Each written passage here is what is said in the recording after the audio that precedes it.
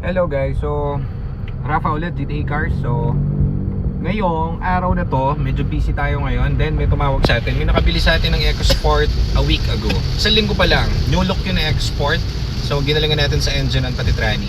Pero problem na sir, tumawag ngayon, nasa kabanatuan sila. Tumirik pare no excuses. Palit tayo ng tawag dito, starter lang ang common na problem ng export. Pina-check niya raw doon, nasunog doon yung starter. So starter lang tayo, no excuses mga ganyan. Kaya nga kayo bumili dito dahil quality tayo. At yan yung binibili nyo sa service namin. Wala silang babayaran. Padala agad kami ng tawag dito, starter. Nagpakuha na ako as of today para mabilis. Para bukas ng morning, mahatid doon, tapos na agad yung kotse nila. Magagamit na ulit nila. So yun lang. Sa paring Aljon, ayos ba service natin? Goods, mainam na mainam.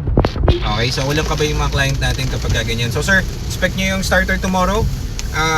Tawag dito, hindi namin pinababayaan yung mga kliyente dito sa shop. Kahit ano pa yan. Tagal na ako nag-aantay ng may magka-problem na kotse.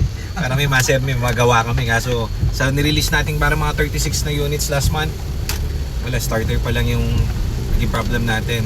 Yung iba, pintuan, iba, ano pa ba, pundido yung ilaw, pundido yung bulb sa likod, mga ganun. Medyo minor lang kasi lahat ng major parts yan nagawa na natin at napalitan na natin, so wala na kaintindihin.